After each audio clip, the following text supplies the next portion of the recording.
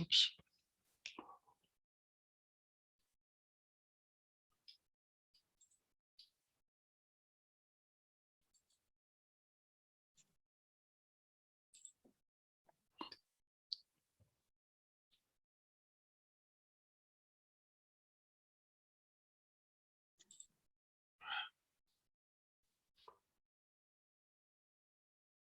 Ibrahima, can we go to the first slide? Oh yes, sorry. I'm trying to figure out okay. Oops. Okay. Thank you. Oh, this is it. I'm trying to mute. And we're just gonna maybe give it a minute to let people trickle in. And then we'll start soon.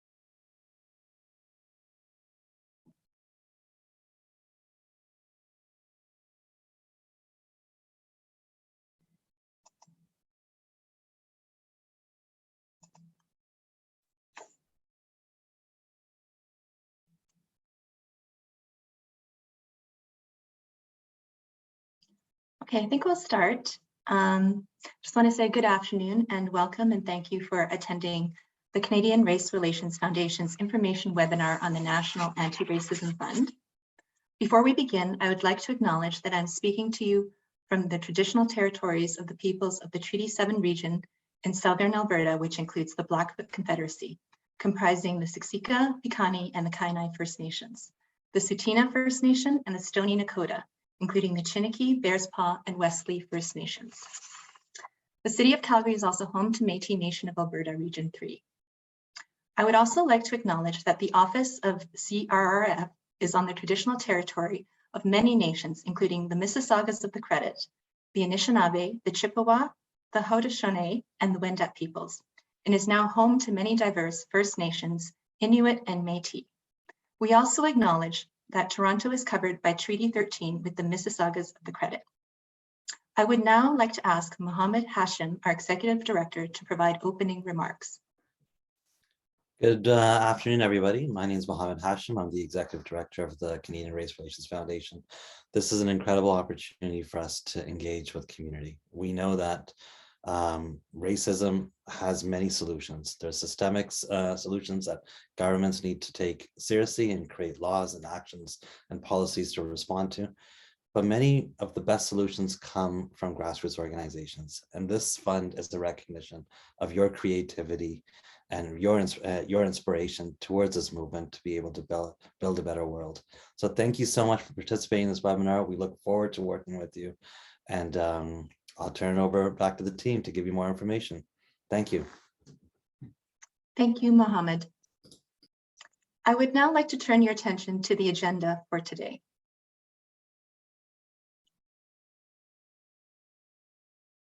In the first 30 minutes, we will discuss the purpose of the fund, the themes, objectives, and expected results, funding details and eligibility requirements, the application process, and support. In the last 30 minutes, we will provide opportunities for a Q&A session. I would also like to add that the Honorable Minister Ahmed Hussein, Minister of Housing and Diversity and Inclusion, will also be joining us later to provide remarks. And just some housekeeping items. We ask that you please use the chat function if you have a technical issue. However, if you have a question, please post it to the Q&A and we will try to get to it in the last portion of our presentation. Right now, I'd also like to introduce myself and the CRRF team members that are here with us today to present. My name is Rosalind Kang. I'm the Western Regional Program Coordinator for Alberta, Saskatchewan, and Manitoba. And I'm joined today by Angela, Ibrahima, Sharon, and Subeka. So please introduce yourselves. Thank you. Good morning, good afternoon, everyone. Thank you for joining us for today's webinar. My name is Ibrahima Gay. I'm the Partnership Manager for the CRRF. Welcome. Hi, everyone. I'm Sharon Pun. I'm the Programs Manager at the CRRF. Hi, my name is Angela Lee. I'm the Director of Partnerships and Research at the CRRF. Nice to meet everyone. Thank you. And now we'll move to the next slide.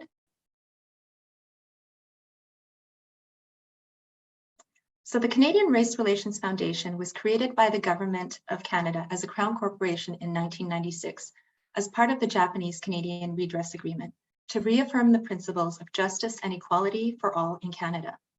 The foundation is an independent organization and operates at arm's length from the government. The CRRF National Anti-Racism Fund is a $3 million investment over 2 years to support organizations to combat racism, promote events and education, and support community groups to build a more anti-racist society. The valuable contribution supports continuing CRRF's mission, which is to develop, share, and apply knowledge and expertise, contributing to the elimination of racism and all forms of racial discrimination in Canadian society. I will now pass it off to Ibrahima to share the rest of our funding details, the objectives, themes, and expected results. Thanks. Thank you, Rosalind, for introducing the National Anti-Racism Fund. So we're going to do a deep dive in regarding the fund. So first, we're going to talk about the theme and objective of the fund. We're going to use fund to make it simple for everyone, meaning the National Anti-Racism Fund throughout the webinar. So the first, our theme and objective are, as you can see on the screen, we have defined 4 themes and objectives. The first one is systemic racial barrier. And with this theme, we are looking at reducing barrier to inclusion by addressing systemic racism in education, healthcare, the justice system, public services, employment and public life. The second one is research and education. Here we are looking to promote and increase availability and accessibility of data, evidence, and community insight on race relation in Canada. The third one is public awareness. And here we really want to inform public policy by highlighting systemic and institutional barriers. And the last one is cultural and intercultural community building. And here we are aiming to create cross-cultural opportunities through discussion and dialogue on race, religion, building awareness, and collaboration. And I just want to add that applications, no matter if you have a project, an idea, or an event, they all must align with one or more of these themes and objectives. So the next one is our expected result. We have defined, based on the theme and objective, we have defined expected result that all application must achieve one or more of the following ones. The first one is we are looking to increase public awareness of public policy issues related to race relation, anti-racism, or anti-hate nationally, regionally, or in local communities. And also we are trying to, throughout the project we are receiving, we are trying also to increase public awareness of Canada's cultural diversity.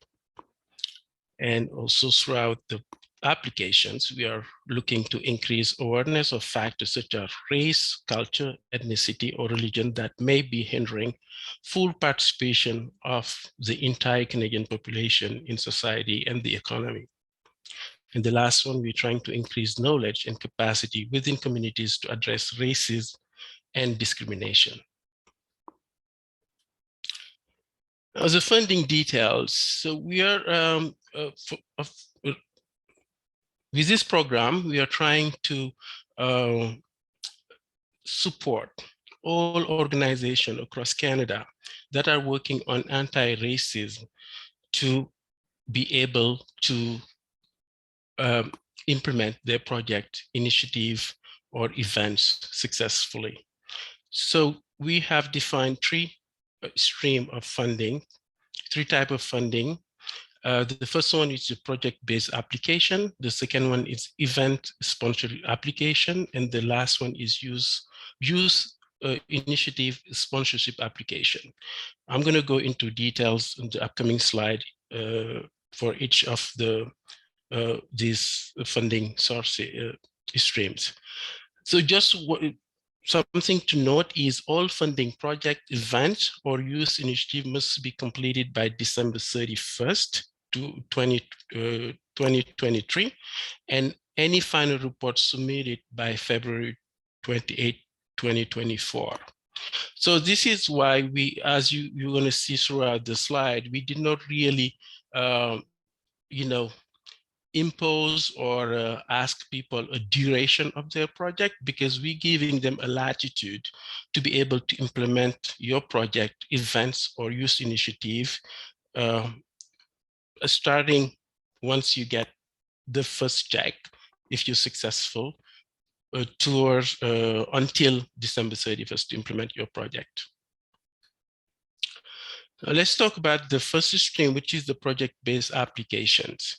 Here we are encouraging organizations that are looking to work on, that have projects they want to implement on anti-racism to apply. So who is eligible? The Canadian, it is open to Canadian registered charity as recognized by Canada Revenue Agency, First Nation, Inuit, and Métis organization, Canadian non-federal public institutions such as municipality, boards of education, schools, college, and university. Canadian non-organization and association may only apply with a registered charity acting as a trustee. I just want to make a pause here, explain what we mean by a trustee. If you are an organization and you're not, or an association, and you don't fall into the category of First Nation or a non-federal public institution, you are a community organization and you're not registered with the Canada Revenue Agency, you can apply, but you need to get a trustee. What we're looking for a trustee throughout, since the lunch week, we've been receiving a lot of questions, what do we mean? So that's why I want to explain here. So we don't ask for a formal agreement with your trustee, but they're sort of, we are looking at some sort of them be involved in the project or the idea or the project or the initiative you are applying. And they have to submit they have to submit the application for you, meaning they have to provide their organization information on the online portal and also their charitable number. But the applicant contact who will be really working on the project can be from the organization that is not registered, because they be overseeing the project, because both at the end, both organizations are accountable. And they need to be really involved in the project somehow. So let's talk about the funding amount. Here, a total of 1 million is available for this stream. Sorry, I apologize. My cursor just went to the next slide. So sorry, for the funding stream for the project-based application, a total of 2 million is available for this stream, and a minimum of 25,000 to a maximum of 125,000 for each project. So every successful project can get up to from 25,000 to up to 125,000. So there will be working with successful grantees to determine the amount of the payment plan. And there will be up to 20% holdback upon submission of final reports. And the second thing I want to mention here, partial funding is available. I just want to pause and explain what we mean by partial funding. Partial funding is if you have a project you want to implement, and you have already the total of the project is 50,000, for example, and you have already secured 25,000 from other organization or from your organization money, you can come to us and ask for the other 25,000, but you have to explain it in your budget and explain it. And there is, if you apply, there is a question, yes or no, if you're applying for partial funding. And we will probably need to see the whole program deliverable, attach the budgets, but you might want to highlight the activities you're applying for, or the portion you are applying for to us. And the deadline, this one is January 28 at 9 p.m. So the portal actually is open for application. If you're ready to apply, you can go and submit your application. So the deadline is January 28.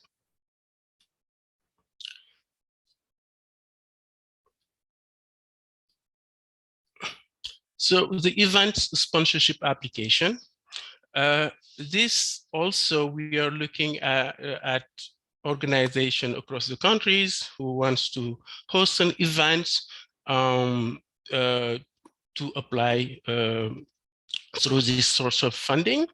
And as you can see on the screen, it is open to Canadian registered charities as recognized by the Canada Revenue Agency, First Nation Inuit, and Métis, Canadian non-federal public institution, and Canadian non-profit organization and association. So for this stream, if you're not registered, that's fine. You don't really need to get a trustee or somebody who's not registered. Also, you are eligible even if you're not registered, and you can apply it without a trustee. So for this one, we have $1 million, a total of 1 million available, along with the youth initiative application that we'll talk about in the next slide. For this one, you can apply to a max of 25,000. If you have an event that costs 25,000, please submit your application. But if it's 25,500, it won't be, the system won't let you apply. So it's max 25,000. And we can work with successful organization to give you up to 100% of the fund upon contract signing. We said up to 100. It depends of the complexity or deliverable. When you're going to host the event, how long is the event? Because some events might take 1 day to be completed. Others might take 2 months because they have activities along that events. They have activities or a month. So depending on all those factors, we can work with the organization to decide how much will be held back. And also a final report is expected within 2 months after completion of the events. Again, also you can apply for partial funding for this stream as well. For this, the deadline is we have an ongoing intake for this stream until December 2022. So you can apply. So what I want to mention here that I have some question because we have a deadline for the 28th for the project base, and this one is an ongoing. Please bear with us if you apply for an event application, and it is the same time give us 6 to 8 weeks to be able to process your application and get back to you. So I just wanted, because this is an ongoing, so there is no deadline. Well, there is a deadline, but December 22. So they have people who are looking to apply for event sponsorship have more time, more latitude to apply. So the youth initiative sponsorship applications. Again, this one, it's really youth focused. At the beginning, when we were working on the program, we wanted to target youth-led, but we decided to open it for all organizations that working on youth, that's youth focused, that's supporting youth or youth-led. So it is open, as you can see, it is open to the same organize a type of organization listed for the project-based and the event streams, but also we have added Canadian not-for-profit organization association here, and we meaning even youth group, student groups, recognized student groups can apply as long they working on an initiative that is towards the fight against racism in Canada. So this one, we have $1 million available along with the event application. So both streams have a total of 1 million to disperse throughout the organizations, and a max of 2,500 is available for each eligible and successful application. Here, we don't really have to hold back anything because it is a small amount, and we think it will probably won't last a long duration to be implemented. So we have decided to give 100% of the fund upon contract signing. However, a final report, even though the amount is small, we are expecting a final report after the completion of the initiative. Again, for the deadline, it is very similar to the events application. So you have, it is ongoing intake until December 2022. So funding limitation, we have some limitation when it comes to the fund. So for applicant will only be eligible for funding under the project-based stream to a maximum of 1 project per organization. I want to mention here per organization because there is a lot of questions that came up. I have 1 project I'm leading here as a trustee. I have also my project, but make sure that if you have a trustee, if you have you are working with an organization and acting as a trustee, and you apply and you submit your organization information and your registered charity number, and you come back, apply again, even those we are only going to fund 1 project per organization under the project-based application stream. For the second one, applicant will only be eligible for funding under the events and youth initiative sponsorship stream to a maximum of 2 applications. Here, we are allowing organization to be able to get money up to 2 applications. We are hoping that 1 will be for event, 1 be for youth. So that's we are open to funding 2 applications per organization. Applicant can apply for the same project, event, or youth initiative sponsorship twice within this fund. What do we mean here? This is the first round. We did not mention it. This is the first round. We'll have a second round within this fund. We haven't defined the timeline yet, but we are hoping to launch it in sometime at the beginning of the fall. So the last limitation is application for initiative currently receiving funding through either the Community Support, Multiculturalism and Anti-Racism Initiative Program and the Anti-Racism Action Program administered by the Department of Canadian Heritage will only be considered if the application is to extend or expand the existing initiative. What we mean here by extend or expand? You can, if you're already receiving funding and you know that you're implementing the project that is funding by Heritage Canada, and there is potential for growth, you know that you can want to add extra activities that is really aligned with what our team and objective and can achieve one of or more of our expected result, please apply, because we will consider that you are extending, and your extension is really aligned with what we're looking for. And the second thing also is expanding. Expanding meaning replicate. You can use the same as long it is also aligned, because probably the program guidelines may be a little bit different from Heritage Canada, but make sure you revise if it is what you're doing is really aligned.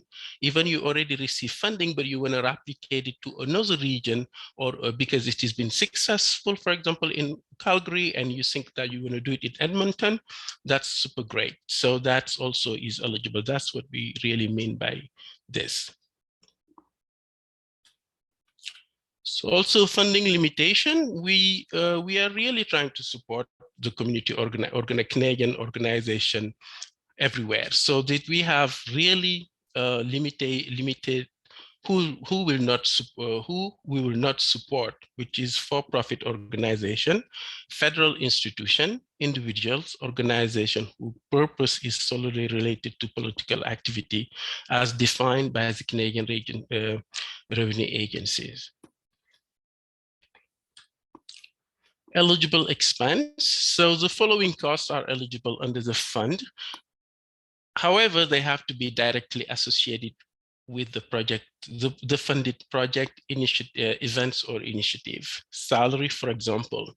Here, if you're looking to hire a coordinator you have a project and you want to deliver some workshop and you need a coordinator to deliver those workshops for the 9 months or the 6 months you'll be running the project. I'm just guessing here, it can be a year 2, depending the duration of the project.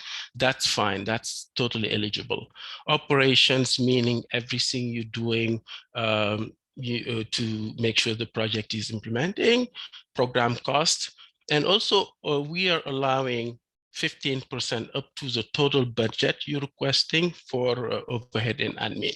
What we're looking for overhead and admin, it's, for example, if you want to rent a space to deliver your workshops, which is really tied to what you're doing, that rent is perfectly fine. So that can go to overhead and admin.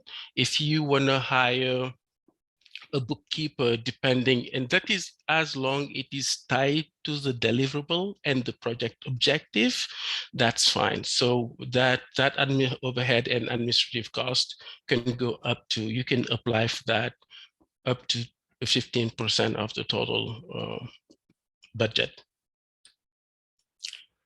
So we have some ineligible expense. I just want to go back, I just want to go back to the eligible expense, because I've got some questions regarding fundraising activities, and I want to mention that here, that I don't think how fundraising activities can be tied to the goal of your project. You're looking to get funding. But if you can do that, if the fundraising is really related to the goal, but if you're fundraising to get money to run your own organization, or you fundraising to get another funding, or you fundraising to develop your project or your initiative or upcoming event, that won't be, that we won't be considering that. We will really want to fund something that is ready, something that is already planned, something that is on the go.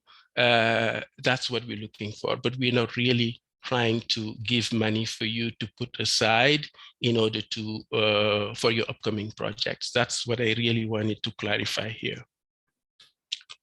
So we're going back to the ineligible expenses. What do we mean here? Anything addition, as you can see it on the screen, addition of basic shelter, costs that are related to direct financial assistance in the form of payment to individuals or families, partisan political activities, as defined as the direct or indirect promotion of a political candidate or parties, rent supplement, service covered by provincial health authorities, services provided by medical professionals or regulated health professionals, support of operating deficit, purchase of real state property, land or building. Those are not really covered by this fund. So the evaluation criteria here, we are looking really, it's really a big deal for us to see alignment with our team and objective. So it is really important to review the teams and objective and make sure that they align with your project idea or your initiative or your event, and also achieve one or more of the expected results, because it's a really big deal. It can be a decline if what you're doing, you can have an amazing project, innovative, creative, but if it is not really aligned, that can really result, can be resulted as a decline. So that's very important. And the second thing we want to see that the demonstration of experience, human and financial resources, governance structure, capacity to successfully carry out the project. So organizational capacity to deliver the event or the youth initiative and the project is really important for us. And also need the local, regional, or national context need, how you define that need, how you will respond to that, the need in the community, how are you involving people in your community to work towards, responding to that need is very important. And also a clear recognition plan. How are you going to recognize CRRF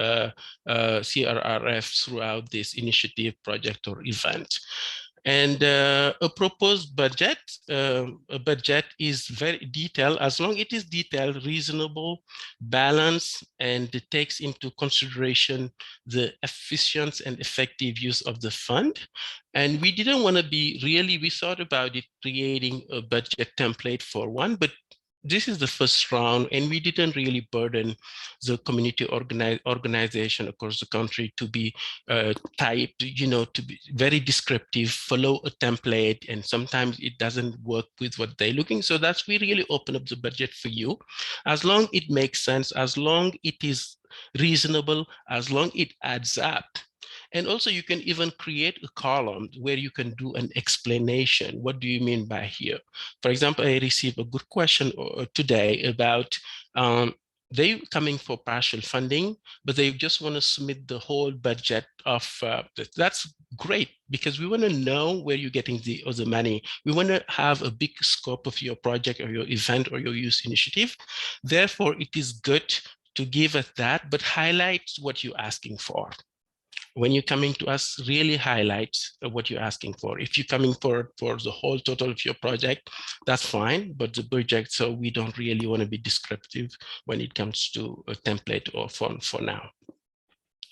So the last one we're looking for when we're evaluating this, it's just, this only apply to the people, to organizations that are applying for the project-based application stream. So we are looking for really a clear evaluation plan.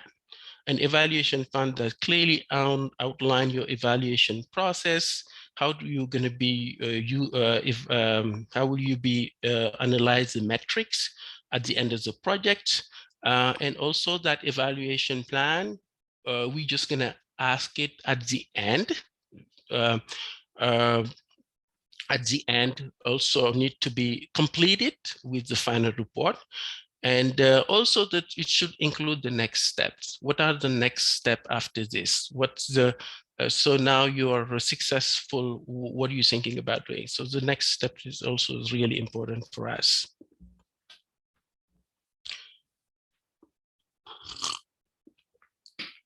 Recognition plan. So as I mentioned, it is very important for us.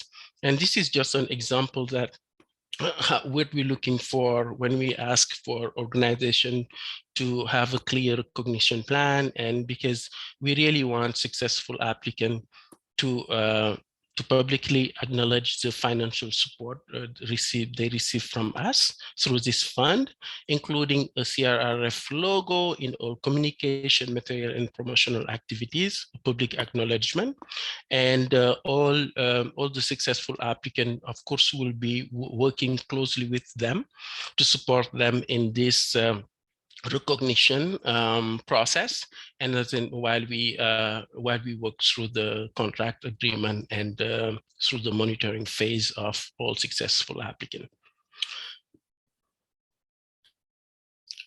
So the application process. So as you can, application are only accepted. I just want to make sure, because we have created in the program guideline, we have created some PDF format of the application questions. That's just to support, to help you prepare for your application. We want you to take a look at it, know what the question will be asking, what the documents that are will be asking for, the additional document you have to submit. So that's why we put it there. But I've received some misunderstanding. Some people will print it or save it in the computer, try to respond, but it won't. It's a PDF. It's just to guide you so you know what to expect. I think it's fair for us to tell you this is what we're looking for. So that's why we put it there. But application will only be accepted through the online portal.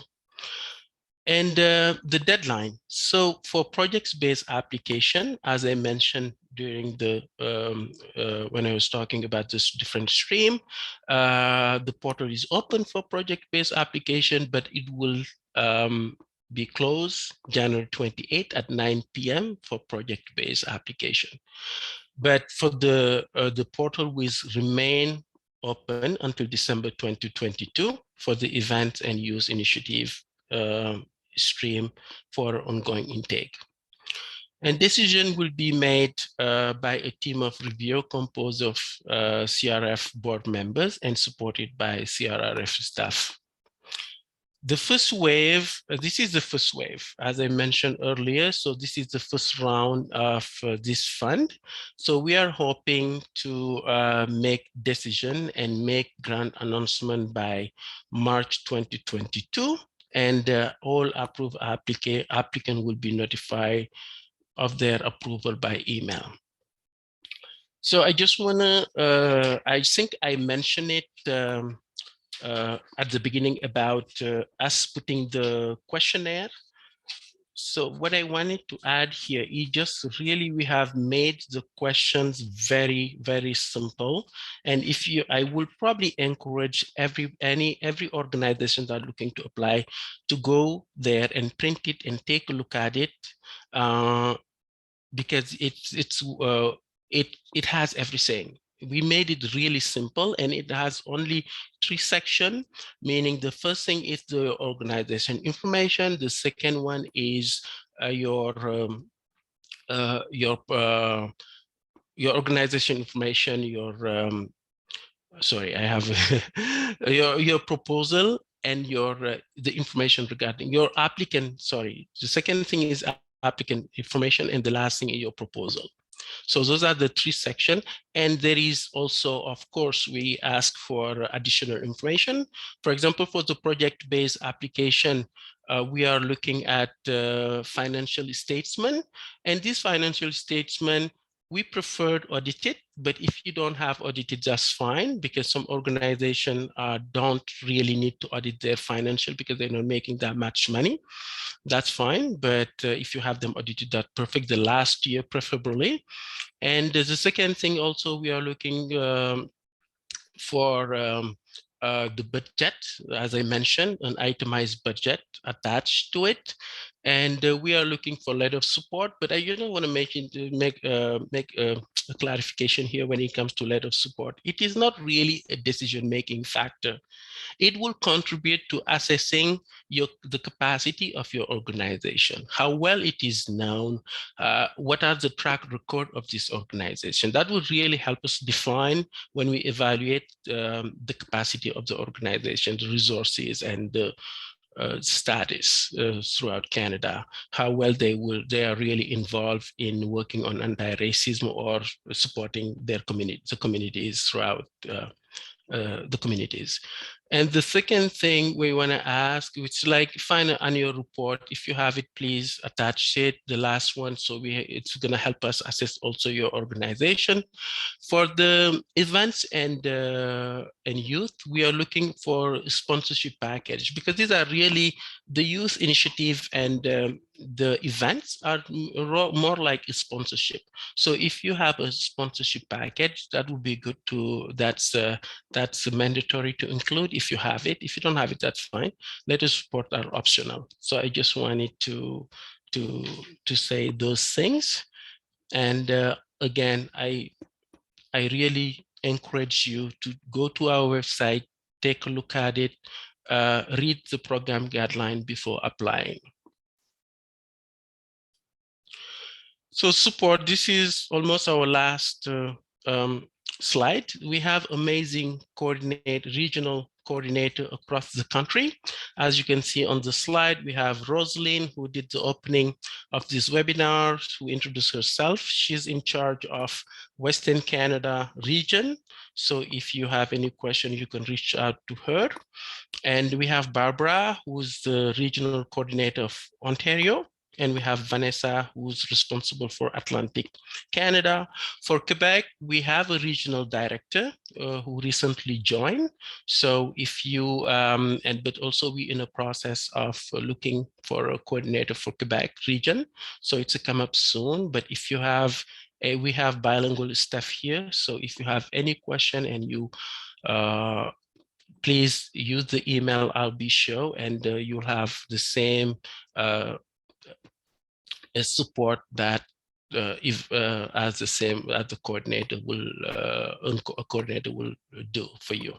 And these coordinators are really the link between our foundation and the communities. So you'll probably hear from them. For other activities or other projects we're working on with the communities. So they are really the face of our organization and the first line of defense. So again, and also we have the grant email. So if any question you have after this presentation and during the Q&A, please feel free to use this email, grants@CRRF. fcrr.ca. That's our grant mailbox. We are regularly monitoring it. Please, given that we are leaning towards the deadline, we are committed to 24 hours response. So please be patient with us, or if you don't hear from us, please send us another email, but we are committed to respond within 24 hours to your inquiries. That's it. So we are I'm gonna probably turn it. So last thing I want to mention, also this, as you noticed that this session is we've been recording this session, and we are going to put it on our website for your reference. And also we are going to send to all attendees the slide deck, this presentation. Thank you. Over to you, Sharon.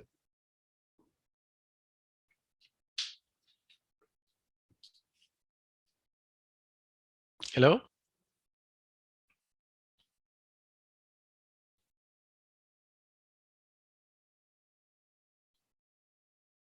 Hello?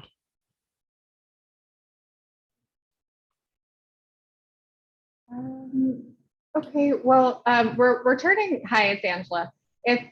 We're just turning to Q&A right now. So Sharon, definitely whenever you can jump in, let us know. Perhaps you've had to, or maybe you're having some internet troubles, but definitely let us know when you're available to facilitate that. But certainly we have lots of questions and lots going on in the Q&A. There's one question here. Can you apply for both project stream and event stream for 2 different ideas? Yes. Yeah, that's totally acceptable. Okay. This question has come up a lot for sure. It is the question around the budget template. Yes, we've been responding to the same answer. I think we're going to go tweak it on the website and the application form. We have submitted a budget form, but for now, we not, as I mentioned during the presentation, we don't really ask you to submit your budget with a specific template. We don't have it for now, so we are letting you be creative, create your budget with the format you want, Word, Excel, even PowerPoint if you can. So as long it is reasonable and clear and tied to the deliverable of your initiative, project, or event. Great. And do proposals have an increased chance of approval if they hit one or more of the expected results?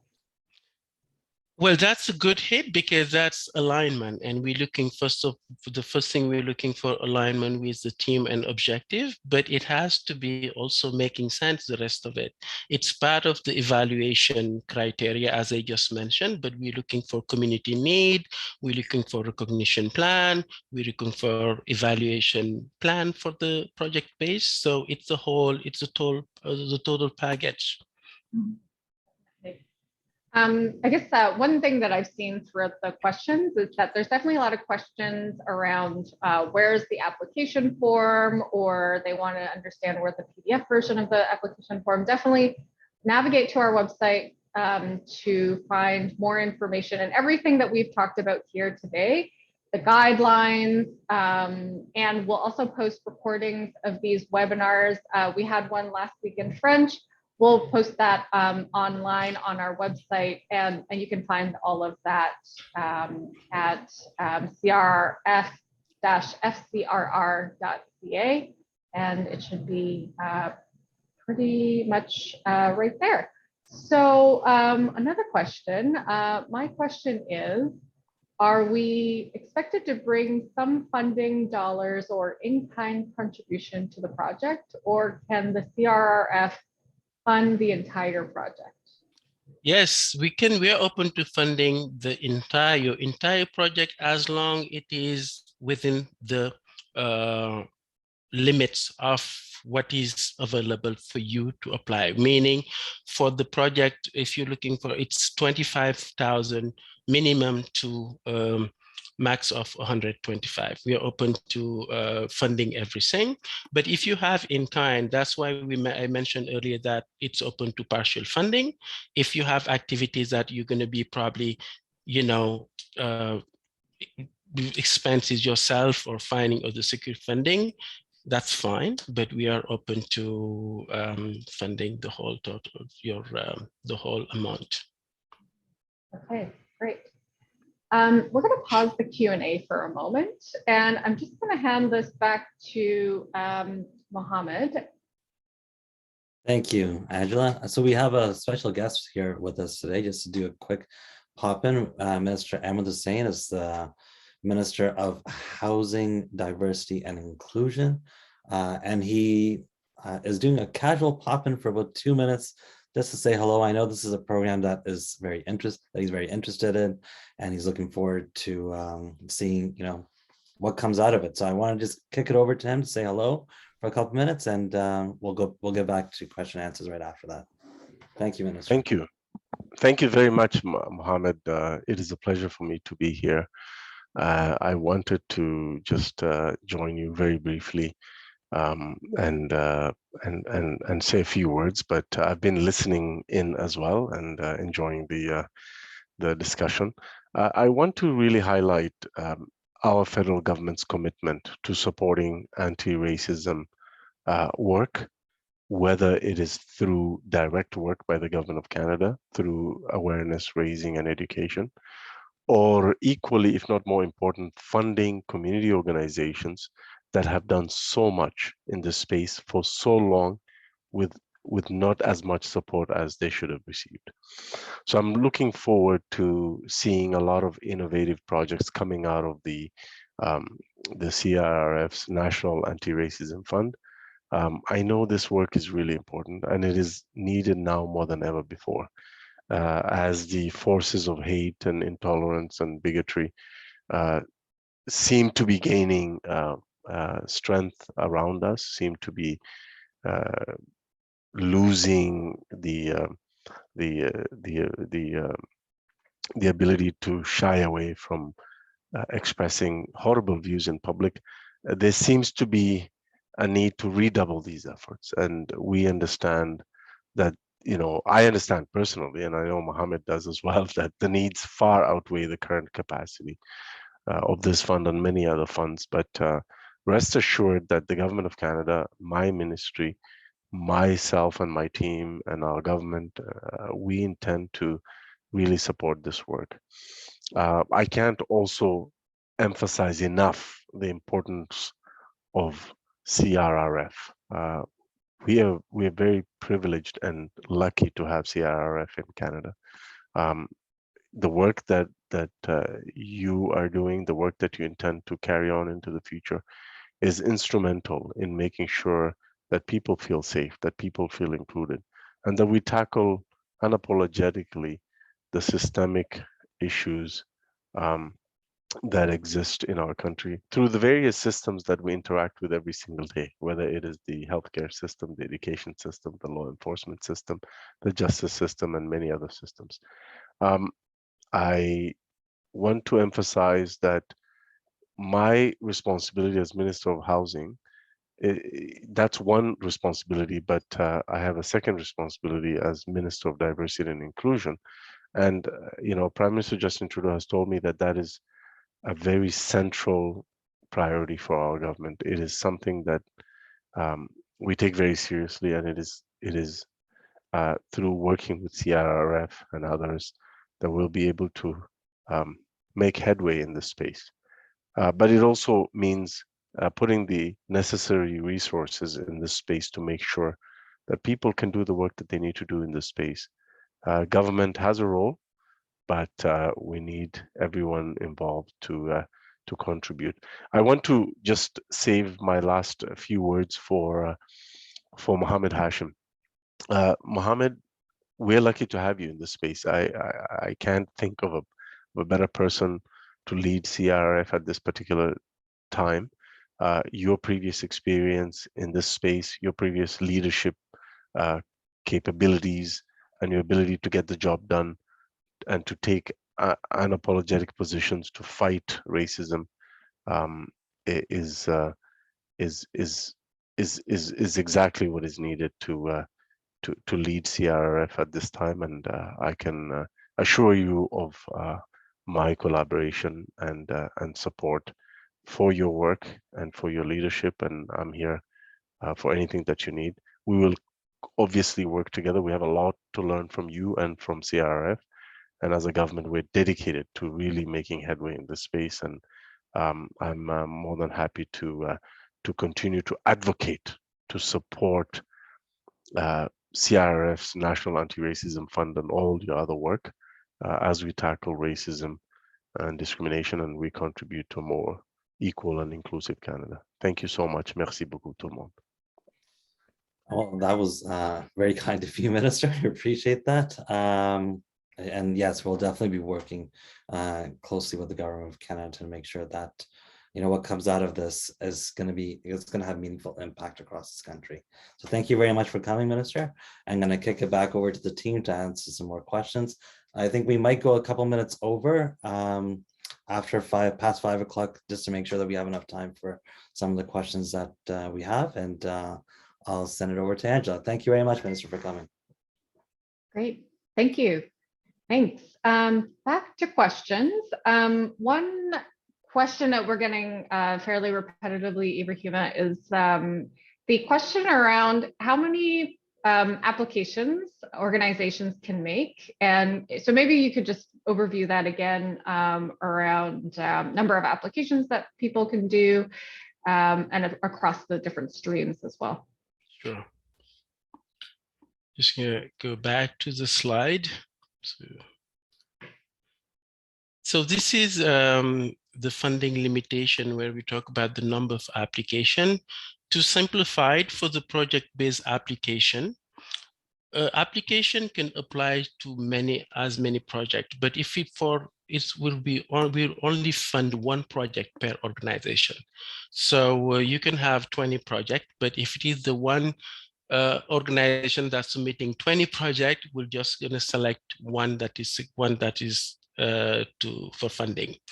For the events and use, we are allowing a max of 2 applications per organization. So I hope that that's clear. And I know there is a lot of nuances because some organization want to collaborate with another one for a project because there is so much work needed to be done, and they want to do an event with this organization. But just bear in mind that if one organization is coming 20 times for the project base and they're eligible, they all perfectly great project will only want to fund one, and if under the events and use will only fund 2 applications. I hope that answers the question. Mm-hmm. Okay, great. One thing that I'll mention for people who are listening is just that to reiterate, you will get the slides and the recordings after this webinar. And if your question isn't answered, definitely reach out to grants@CRRF FCRR.ca, and we'll be able to answer your question through email. Okay, next question, which I think I can answer. Will there be another offering later this year for projects in 2024? So we are this is the first round of projects funding that we are doing, and we are going to be announcing recipients by the end of March of this year. We are planning for another round of funding that will be later on in the year. The date hasn't been set, but certainly keep your eyes out for us to announce that. Our next question is, Ibrahima, is there a minimum amount for an event sponsorship? The minimum for event sponsorship, it's 2,500. Let me go back to the slide so that, oops, yeah. Sorry.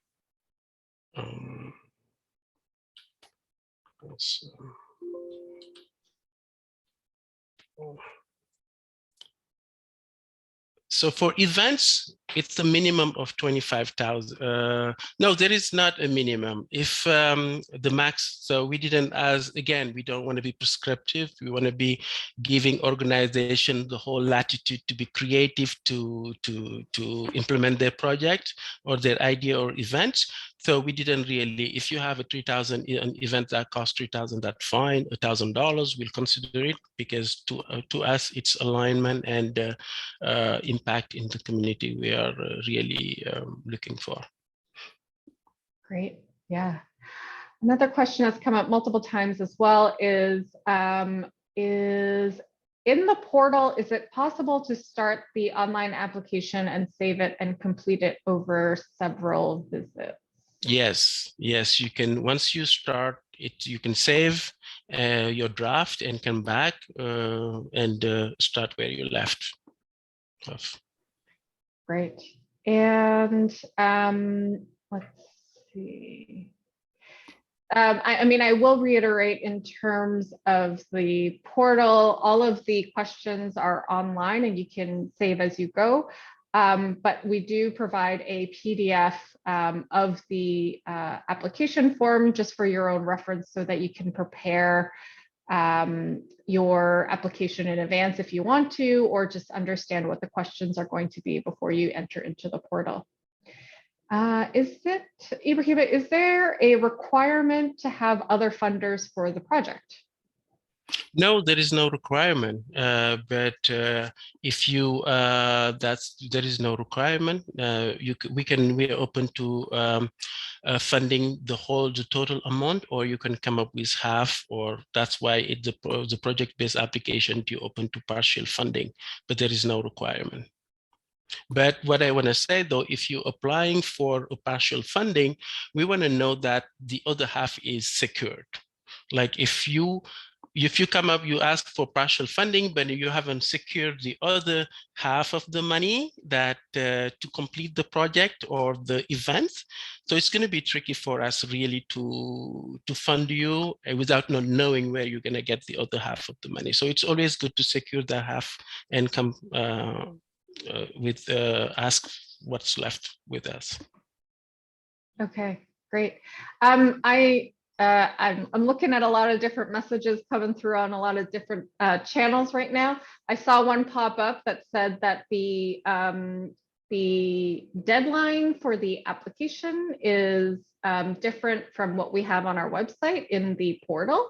So we'll make sure that that aligns, but it is 9 p.m. Eastern time on January 28th. So we'll make sure that that aligns before the in the next day or so. So just keep that in mind, please. I always also got those questions, but please rely on the website, because you know, with we've been drafting, you know, looking how can, because we're like really trying to support as we can all organization.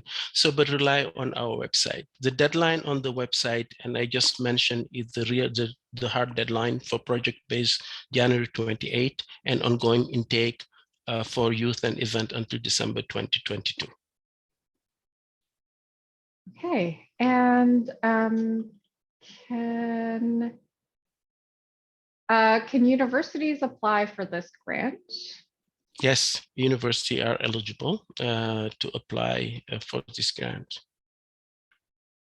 And for nonprofits, if they want to make a project-based application, do they need to have a trustee? And does the trustee have to send in the application for them, or is it optional?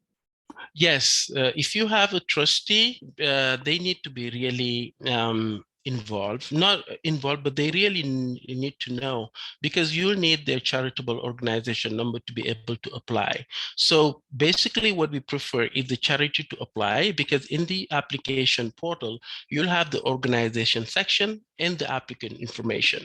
So you use the charity will apply using their charity and their organization information. However, the applicant contact can be the person who's really overseeing the project, overseeing the spending of the money if it becomes successful. So those are the things. But we want to have the information of the charitable organization who, acting as a trustee. And what is our definition of youth? Youth, we did not really come up with a definition. Again, we just want to put it out there for people to come up, but we are looking for young people under 30. It can be 5 years to 29 years old or 30 years old. So that's what we're looking for when we are looking for youth-led or organization focusing on youth. Okay. Let's see, just trying to sort through.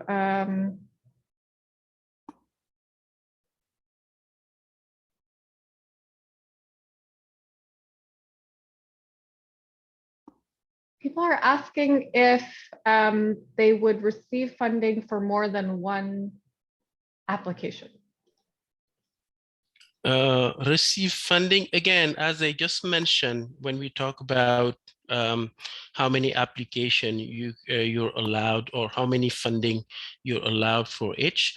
If I understand the question, is almost similar to that. So for project-based, it's maximum one application. No, not one application, but one project will fund. The portal is open. You can submit as many as you want, but we are going to look at the organization that's coming in, which one they're applying. For youth and events application, we will fund up to two application max per organization. Okay. Oh, what's the, so if someone has an event in June, when would be the best time to apply? I mean, this is the best time to apply, or because what we're looking for, because the fact that events and youth are ongoing intake, we are committed to ourselves to do the best we can to evaluate what's coming after this deadline, after the 28th, 6 to 8 weeks to make decision. So if you can wait after March, you have enough time from now to June to apply. Okay, I'm just trying to find, this question. If organizations are awaiting decisions on CSMRE funding and that project will start in April 2022, if approved, are they still eligible to apply for this funding? So this one, we discussed it, and what we come up with is apply. You can apply. So, but we are working closely with our colleague from Heritage Canada, making sure that we don't duplicate fund. So we'll know exactly if you receive the money from them or you have, but you can apply in case you're not successful there and you're successful with us, you'll have, but we're going to make sure that there won't be double dipping. And because so many organizations are looking for fund to work on anti-racism initiative, project, and events. So you can apply, but we'll make sure that there will no, we won't fund twice. Yeah. Okay. Just trying to find another few questions that aren't repetitive. Let's see.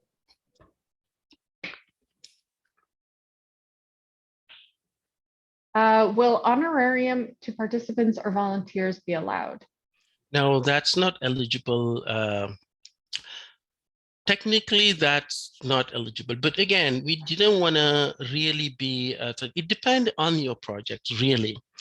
If you are paying people just to do a survey, no. But if you are getting a contract for somebody for the workshop, for the, the hosting the workshop, hosting the webinar, or that is really tied and explained to the budget, we might consider it. But if it is just paying people to show up to your workshop or do your survey, unfortunately, you won't be able to.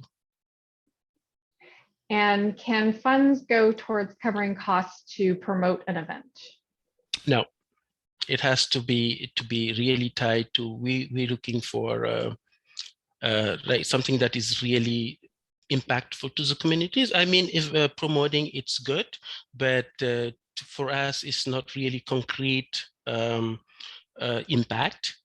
So we are looking for really something impactful towards the communities. Okay. Does the proposed project have to align with the organization's mission? Which organization, ours or there? I'm assuming that they mean, I guess, Our mission. Our mission. Yeah. I mean, our mission is very, very, really large because we're trying to do good work and we're trying to support community organization. But please, really, your project must align with the team and objective of our that I mentioned earlier in this presentation and also available on our website. That's what we are looking for, those 4 teams, and achieve one or more of the expected result. So it can be really aligned with our mission because our mission is really vast, but if it is not hitting one of those 4 team and objective, unfortunately, we won't be able to proceed. Okay, great. I think maybe what we'll do is let's just recap the deadlines for the applications, and then I think we should wrap because we'll just really over time, but really wanted to try to answer as many questions as possible. Certainly, if we haven't answered your question, please check out our website at crrf-fcrr.ca. There's also the grants email address, and we're also going to be sending this PowerPoint presentation out in the next day or so, but really appreciate you participating. So go ahead, Ibrahima. Yes, so we are recapping again. I think this is one of the slides that is very important. If I were applying, knowing the deadline, knowing what is required for me, and understanding the alignment, what is the guideline. So again, if we are only accepting applications through our online portal, and you can access the online portal through our website by reading the guideline. At the end, they will like, if you're ready to apply, click here. And actually, our communication team did a good job by putting it in highlighted bold. You won't be missing it. If you miss it, also shoot us an email. We are happy to direct you there. And also take a look at the application question. As Angela mentioned, they're available for the youth and events application and also for the project-based. They both questionnaires are available on our website by PDF. You can print it or you can save it in your computer, draft, based on those questions, try to draft your project, make sure, ask a coworker, somebody to look at it. Does it make sense? It is really aligned before you submit it. And again, we are really trying to simplify the process for you all to be able to access this fund. So it's very three section on the application questionnaire. And again, we're not really asking something we don't need. That's what we decided. Anything that can be a burden for you, and that doesn't really add a plus value for us to assess your application, we're not asking for it. And again, for project-based application, it is the hard deadline is January 28 at 9 p.m. So have less than 2 weeks to apply. But for ongoing, we have an ongoing intake for youth events sponsorship and youth initiative sponsorship streams. It is ongoing, and you can apply whenever you're ready until December 2022. And we are hoping to make announcement by March 2022 for, and all applicant will be notified, successful applicant will be notified by email. Okay, great. Thanks everyone for joining us this afternoon. And we very much are wanting to see your applications. So looking forward to it. And thank you for your time and participating. Have a great evening. Thank you. Thank you, everyone.